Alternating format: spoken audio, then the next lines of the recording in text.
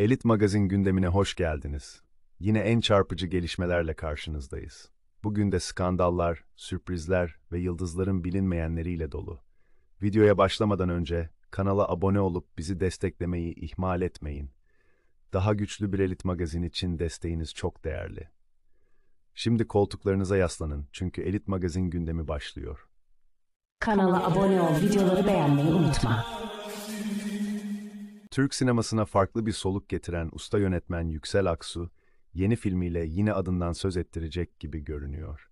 Hem yazıp, hem yönettiği, hem de kamera karşısına geçtiği Bak Postacı Geliyor, izleyiciyi nostalji dolu bir hikayeye davet ediyor. Aksu'nun hem senaryosunu kaleme aldığı, hem de cazgır karakteriyle kamera önünde yer aldığı film, sıradan bir aşk öyküsünden öte, insanın umuda ve inada olan bağlılığını beyaz perdeye taşıyor. Başrolde yer alan Ozan Akbaba ise Ege'nin küçük bir kasabasında yaşayan posta memuru Osman karakteriyle izleyiciye farklı bir yönünü gösterecek. Muğla'nın doğal güzellikleri eşliğinde çekilen film, yalnızca aşkın değil, dönemin toplumsal dokusunun da altını çiziyor. Yapımcılığını Pol Films ve Polat Yağcı'nın üstlendiği proje, 1950'li yılların sonunda geçen ve imkansız bir aşk uğruna verilen mücadeleyi merkeze alan bir hikayeyi işliyor. Ancak sinema kulislerinde konuşulanlara göre Yüksel Aksu bu filmle birlikte yalnızca bir dönemi anlatmakla kalmayacak, aynı zamanda kendi kişisel izlerini de perdeye yansıtacak. Özellikle Muğla'da yaşayanların filmdeki karakterlerde ve sahnelerde kendilerinden bir parça bulacağı öne sürülüyor. Bu söylenti bile şimdiden filmi merakla beklenen yapımlar arasına sokmuş durumda. Başrol oyuncusu Ozan Akbaba, çekimler sırasında gördüğü yoğun ilgiden duyduğu memnuniyeti dile getirerek, bölge halkının hem filme hem de rol aldığı televizyon dizisi Uzak Şehir'e gösterdiği sevgiyi vurguladı. Akbaba, bu ilginin kendisini motive ettiğini belirterek, böyle bir sahiplenme oyuncu için büyük bir şans sözleriyle heyecanını paylaştı.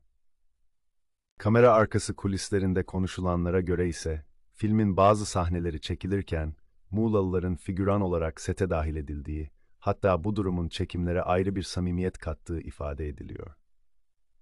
Sinema çevreleri, Bak Postacı Geliyor'un yalnızca romantik bir dönem filmi değil, aynı zamanda Ege insanının yaşam enerjisini ve direncini de perdeye taşıyacağını düşünüyor. Yüksel Aksu'nun yıllardır süregelen sinema anlayışına bakıldığında, mizahı ve dramı aynı potada eriterek seyirciye samimi bir deneyim sunduğu biliniyor. Bu nedenle yeni filmin de hem sinema salonlarını dolduracak hem de uzun süre gündemden düşmeyecek bir etki yaratması bekleniyor. Sonuç olarak aşkı, umudu ve inadı harmanlayan Bak Postacı Geliyor, yalnızca bir film değil, aynı zamanda dönemin ruhunu yeniden hatırlatacak güçlü bir anlatım vaat ediyor.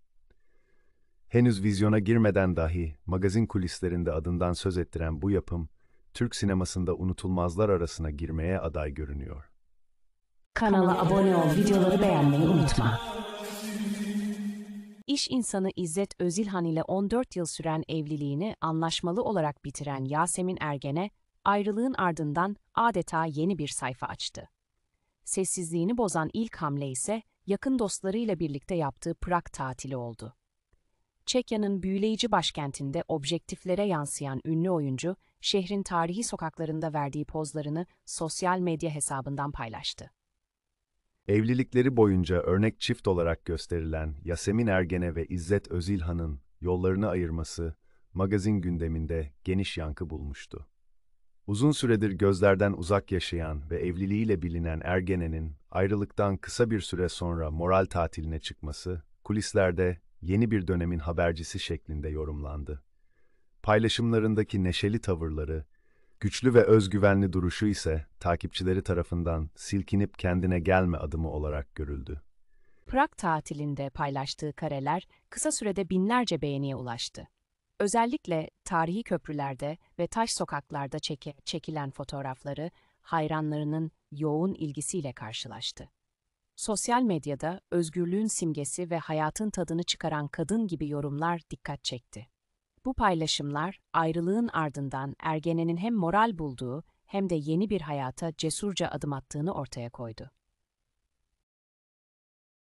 Magazin çevrelerinde ise bu tatilin sadece bir moral gezisi mi, yoksa ileride daha büyük sürprizlerin habercisi mi olduğu konuşuluyor. Kimileri ünlü oyuncunun bu yolculukla yeniden ekranlara dönmeye hazırlandığını öne sürerken, kimileri ise tamamen kişisel bir toparlanma süreci yaşadığını dile getiriyor. Ancak tek bir gerçek var ki, Yasemin Ergen'e güçlü duruşunu ve hayata bağlılığını Prag sokaklarından yayılan karelerle herkese yeniden hatırlattı. Kanala abone ol, videoları beğenmeyi unutma. Ünlü oyuncu Ahu Yatu hakkında herkesi endişelendiren bir gelişme yaşandı. Cem Yılmaz ile yaptığı evlilik ve ardından gelen boşanma süreciyle de sık sık gündeme gelen Yatu'ya beyin anevrizması teşhisi konulduğu öğrenildi. Sağlık durumuna ilişkin bilgiyi menajeri paylaştı. Televizyon dünyasında yıllardır zarif duruşu, güzelliği ve başarılı performansıyla tanınan Ahu Yatu, Kadın, Paramparça ve Kardeşlerim gibi birçok projede rol alarak geniş bir hayran kitlesine ulaştı. Ancak oyunculuğunun yanı sıra özel hayatıyla da magazin gündeminden düşmeyen isimlerden biri oldu. Cem Yılmaz ile yaptığı evlilik, kısa sürede biten birliktelikleri ve sonrasında yaşanan nafaka tartışmaları uzun süre hafızalarda kaldı. Hatta Cem Yılmaz'ın esprili bir dille yaptığı "benimki nafaka değil, madafaka" yorumu dönemin çok konuşulan sözleri arasında yer aldı. Son dönemde podyuma dönüşü ve yeni ilişkisiyle adından söz ettiren oyuncunun sağlık sorunları yaşaması sevenlerini derinden üzdü. Menajeri tarafından yapılan açıklamada, Ahu Yatu'nun geçirdiği rahatsızlığın ardından tetkiklerinin tamamlandığı ve beyin anevrizması teşhisi konulduğu belirtildi. Açıklamada, oyuncunun sağlık durumunun kontrol altında olduğu ve tedavi sürecinin başladığı vurgulandı. Bu gelişme hem sanat camiasında hem de sevenleri arasında büyük bir üzüntü yarattı. Yatu'nun sağlık süreci dikkatle takip edilirken, sanatçı dostlarının ve hayranlarının kendisine destek mesajları göndermeye devam ettiği bildirildi. Kanala abone ol, videoları beğenmeyi unutma. Türk müziği ve sinemasının unutulmaz isimlerinden Harika Avcı, uzun süren sessizliğini bozarak yeniden gündeme geldi. Yıllardır inzivaya çekildiği iddia edilen sanatçı, bu söylentilerin gerçeği yansıtmadığını belirterek, yalnızca doğru zamanı beklediğini dile getirdi. Sağlık sorunları yaşadığı yönündeki iddialara da açıklık getiren Avcı, siroz hastalığına yakalandığına dair haberleri kesin bir dille yalanladı ve "gayet iyiyim, bana siroz dediler, 5 sene geçti, şimdiye kadar yaşamıyor olmam gerekirdi." Bunların hepsi asılsız ifadelerini kullandı.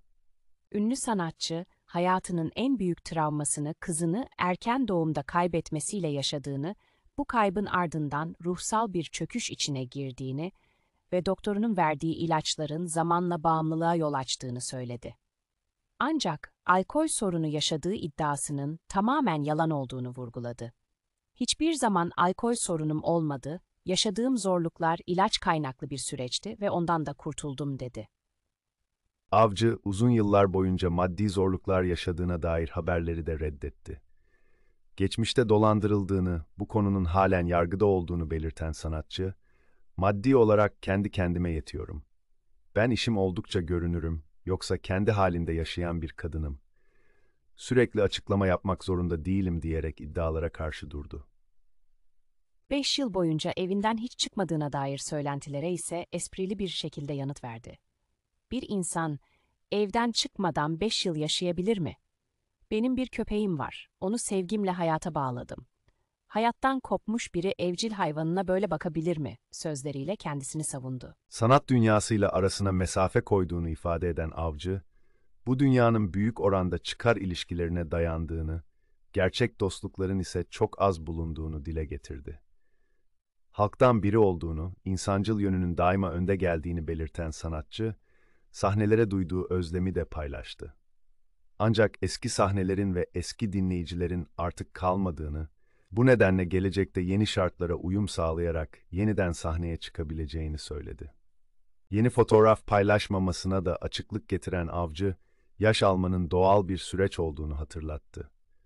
"66 yaşıma dayandım, 40 yaşındaki gibi görünemem. İnsanlar beni görmek istedikleri gibi hatırlıyor. Zamanla bu yeni halime de alışacaklar. Önemli olan yaşının güzeli olabilmek diyerek olgun bir tavır sergiledi. Yıllar sonra sosyal medyaya dönen harika avcı, anılar notuyla yaptığı paylaşımda hayranlarının yoğun ilgisiyle karşılaştı. Fotoğrafına binlerce yorum geldi. Hiç değişmemişsin, hala çok güzelsin ve yıllardır aynı görünüyorsun mesajlarıyla sevgi seline boğulan sanatçı, bu dönüşle birlikte müzik dünyasına da yeniden adım atacağının sinyalini verdi. Kanala abone ol, videoları beğenmeyi unutma. İdo Tatlıses, Ceyda Düvenci'nin sunduğu Bambaşka Sohbetler programında samimi açıklamalar yaptı. Babası İbrahim Tatlıses, annesi Derya Tuna, eşi Yasemin Şefkatli ve ikiz oğulları İbrahim Ayel ile Sinan Emir'den bahseden Tatlıses, aile yaşamına dair çarpıcı ifadeler kullandı. Ünlü sanatçının oğlu, Yasemin Şefkatli ile evliliğini ve ikiz çocuklarının doğum sürecini anlatarak, insanın kendi çocuğuyla sınanması bambaşka bir şey. Doktor sağlıklı olduklarını söylediğinde hissettiğim, şükrü tarif etmem mümkün değil sözleriyle duygularını dile getirdi. İkizlerin doğumdan sonra kısa süreli sağlık sorunları yaşadığını söyleyen Tatlıses, bu süreçte büyük bir sınav verdiklerini vurguladı. Aile içindeki neşeli ortamı esprili bir dille aktaran Tatlıses, "Annem müthiş bir babaanne oldu. Yasemin'in annesi de aynı şekilde, inanılmaz bir enerji var.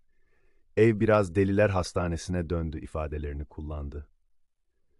Çocukların dedeleriyle ilişkisine de değinen sanatçı, babası İbrahim Tatlıses'in torunlarını güldürmek için bıyığını kullandığını belirterek, "Bir güldürme formülü bulmuş, çocuklar çok eğleniyor" dedi. Eşi Yasemin Şefkatli'den de övgüyle söz eden Tatlıses, "Kadın isterse her şeyi yapar. Bunu annemden gördüm. Yasemin'in bana ihtiyacı yok, olması gereken de bu" açıklamasında bulundu. Programın en dikkat çeken kısmı ise İdo Tatlıses'in babasına İbrahim Bey şeklinde hitap etmesiydi. Sosyal medyada hızla gündem olan bu detay farklı yorumlara yol açtı. Kimi izleyiciler bunu saygı göstergesi olarak değerlendirirken, kimileri fazla resmi buldu. İdo Tatlıses'in özel hayatını gözlerden uzak tutmasına rağmen yaptığı bu açıklamalar, hem aile yaşantısındaki sıcaklığı hem de sosyal medyadaki tartışmaları aynı anda gündeme taşıdı. Kanala abone ol, videoları beğenmeyi unutma. Show TV'nin çok izlenen dizisi Kızılcık Şerbeti, yeni sezonuyla gündeme damgasını vurdu. Senaryoya eklenen Doğa ve Firaz aşkı sahneleri geniş kitleler tarafından sert eleştiriler alırken, Rütük inceleme başlattı. Tepkilerin giderek artması üzerine yeni bölüm fragmanı yayından kaldırıldı ve dizinin akıbeti tartışma konusu oldu.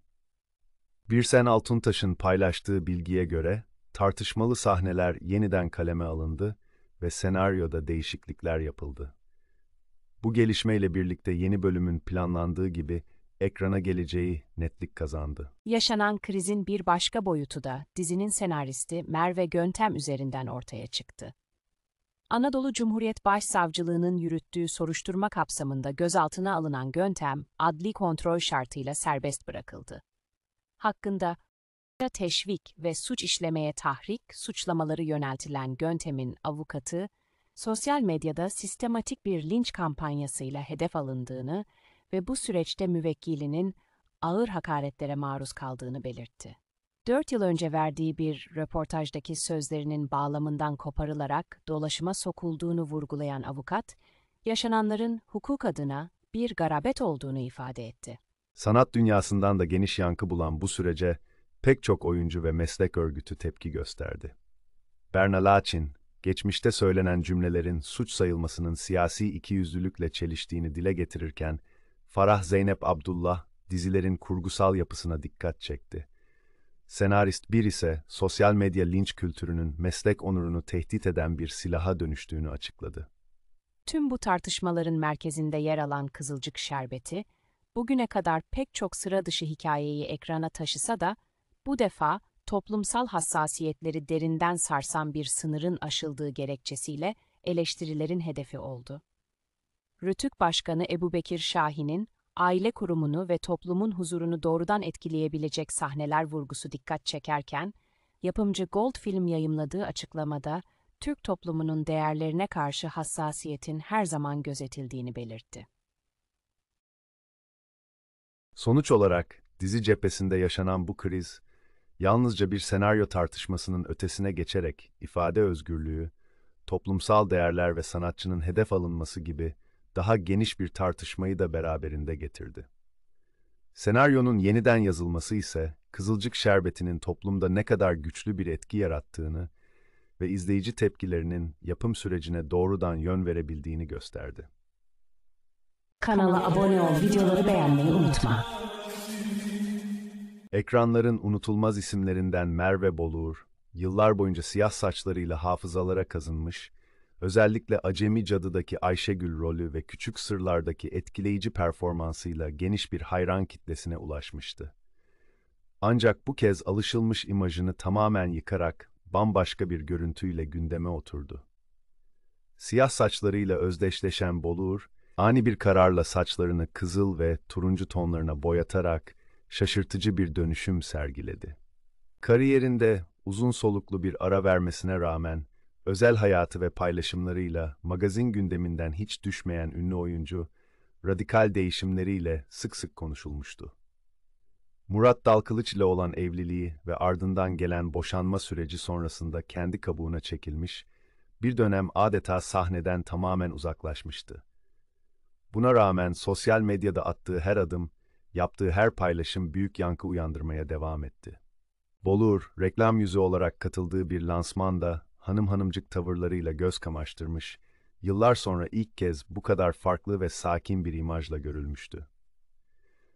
Ancak yeni saç rengiyle yarattığı sürpriz, hayranlarını ikiye böldü. Kimileri çok yakışmış yorumlarıyla oyuncunun değişimini alkışlarken, kimileri ise eski haline dön çağrısı yaptı. Değişiminin ardından sosyal medyada en çok konuşulan isimler arasına giren Boluğur'un yeni görünümü, bazı takipçileri tarafından oyuncu meslektaşı Yağmur Tanrısevsin'e benzetildi. Her daim değişken ruh hali ve sıra dışı tarzıyla dikkat çeken Merve Boluğur, bu hamlesiyle yine gündemi belirlemeyi başardı. Siyah saçlarına veda eden ve yepyeni bir sayfa açan oyuncu, izleyiciler üzerinde yarattığı merak ve şaşkınlıkla adeta yeniden doğmuş gibi görünüyor. Kanala abone ol, videoları beğenmeyi unutma. Ünlü oyuncu Ahmet Kural ve avukat eşi Çağla Gizem Şahin'in çocuklarını vatan toprağı yerine yabancı bir ülkede dünyaya getirme tercihi, milli değerlerimize sahip çıkan geniş bir kesimi derinden yaraladı. İkinci bebeklerini de Amerika Birleşik Devletleri'nde dünyaya getiren çift, bu hamlesiyle adeta Türk milletinin hassasiyetlerine meydan okudu. Yurt dışında doğan çocukların otomatik olarak ABD vatandaşı olabilmesini sağlayan bu tartışmalı karar, vicdanları sızlatırken, vatansever yüreklerde büyük bir hayal kırıklığına neden oldu. Evliliklerini Türkiye'deki milli ve manevi değerlerle taçlandıran çift, ne yazık ki çocuklarının doğumu söz konusu olduğunda aynı topraklara olan bağlılığı göstermedi. İlk çocukları için Miami'yi seçmeleriyle başlayan tepkiler, ikinci bebek için San Diego yolculuğuyla daha da şiddetlendi. Gazeteci Mehmet Üstündağ'ın bu durumu kamuoyuna taşımasıyla birlikte, sosyal medya adeta milli bir sorgulama alanına dönüştü. Türk halkı bu tercihi vatan sevgisi ve milliyetçilik duygularına vurulmuş bir darbe olarak yorumladı. Sosyal medyada dökülen yorumlar adeta bir milletin içli çığlığına dönüştü. Bu vatanın ekmeğiyle büyüdüler, şimdi çocuklarını başka bayrak altında doğurmak için yollara düşüyorlar. Türk evladı, Türk toprağında doğar, bu milletin değerleri ayaklar altına alınamaz şeklinde öfke ve üzüntü dolu mesajlar durumun vahametini gözler önüne serdi. Birçok vatandaş, ülkenin yetiştirdiği değerlerin böylesine sembolik bir milli kimlik zaafı göstermesini yürek burkan bir çelişki olarak nitelendirdi. Bu acı olay, sadece bir magazin haberi olmanın ötesinde, toplumun temel değerleriyle oynanan bir trajedyaya dönüştü. Türk aile yapısının kutsallığını ve vatanseverliği ön planda tutanlar, bu davranışı affedilemez bir nankörlük olarak görürken, genç nesillere verilecek en büyük dersin vatana bağlılık olduğunu bir kez daha hatırlattı. Bu hazin tablo, Günümüzde milli kimliğimizin nasıl da yıpratılmaya çalışıldığının acı bir göstergesi olarak hafızalara kazındı. Kanala abone ol, videoları beğenmeyi unutma. Tuğba Ekinci'nin çıkışı magazin gündemini bir kez daha karıştırdı. Murat Övüç'ün YouTube'da yayınlanan programına konuk olan şarkıcı, sözlerini bir anda Arzu Sabancı'ya yöneltti. Nereden estiği anlaşılmayan bu çıkışta Ekinci, kaynanalık üzerinden Sabancı'ya çok sert ifadeler kullandı. Özellikle taklit ederek söylediği sözler stüdyoda şaşkınlık yarattı. Bir ayağın çukurda, yerini bil derim şeklindeki ifadesiyle Arzu Sabancı'ya yüklenen Tuğba Ekinci, "Ben Arzu ve Arzu gibi kadınları hiç sevmem, kayınvalidem asla olamaz. O benim kurallarıma uyar" sözleriyle adeta ateşe benzin döktü. Arzu Sabancı son dönemde oğlu Hakan Sabancı ve Hande Erçel ayrılığıyla sık sık gündeme gelmişti.